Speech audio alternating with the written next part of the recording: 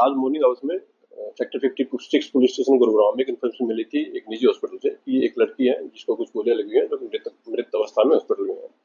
जिसके ऊपर police team के द्वारा हॉस्पिटल में जाकर के पता किया गया तो मालूम हुआ कि ये राधिका नाम की लड़की थी और करीब 25 वर्षीय लड़की है जो कि सेक्टर 57 के किसी एरिया में रहती है। पुलिस के द्वारा उसके घर जाकर के पता किया गया लेटर ऑन, तो मालूम हुआ कि ये जो राधिका है ये टेनिस प्लेयर थी और फिलहाल ये कोई अपनी टेनिस अकेडमी चला रही थी। इसके पिता के द्वारा इसको गोलियां मारी गई हैं, जिसको पुलिस के द्वारा अरेस्ट कर लिया गया है और उससे पूछताछ की गई है तो उन्होंने इस घटना को अंजाम देना स्वीकार किया है।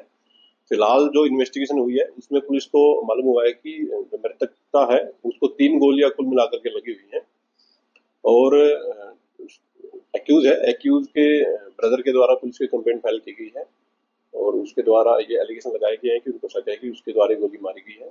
एक्यूज दीपक जो है उसकी उम्र करीब 49 ईयर्स है। उसके द्वारा घटना को अंजाम देना स्वीकार किया गया है और पुलिस के द्वारा उसको अरेस्ट कर लिया गया है। स्पॉट पर पुलिस की सीन ऑफ क्राइम की टीम के द्वारा विजिट किया गया है। फिलहाल तक इन्वेस्टिगेशन में ये सामने आया है कि मृतका को 3 गोलियां कुल मिलाकर के लगी हुई हैं।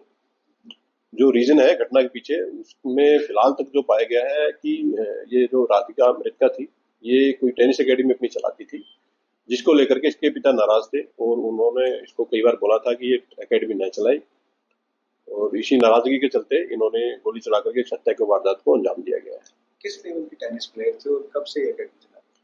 जो मृतका है वो एक नेशनल लेवल की प्लेयर थी और पिछले काफी समय से ये अपनी टेनिस अकेडमी चला रही थी।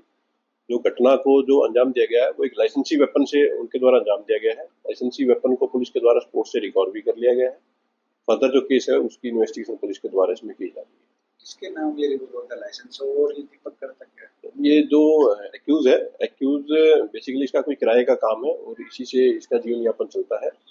वेपन है वो लाइसेंसी है और फिलहाल जो केस की इन्वेस्टिगेशन उसमें की जा रही है कि किसके नाम से ये वेपन है। फिलहाल तक जो पाया गया है कि दीपक के नाम से उसने बताया है कि उसी के नाम से ये वेपन है। पुलिस के द्वारा डीप इन्वेस्टिगेशन इसमें की जा रही है।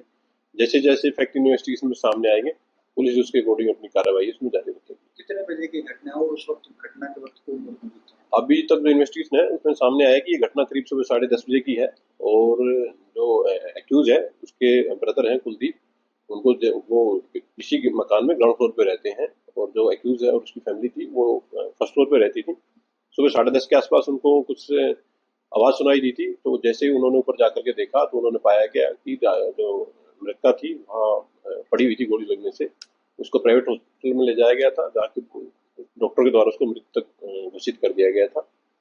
एक्यूज को पुलिस के द्वारा अरेस्ट कर लिया गया। फर्दर जो केस की इन्वेस्टिगेशन वो पुलिस के द्वारा इसमें की जा रही है। हमसे जुड़े रहने के लिए हमारे YouTube चैनल को सब्सक्राइब करें और नई वीडियो की नोटिफिकेशन के लिए बेल आइकॉन को दबाएं।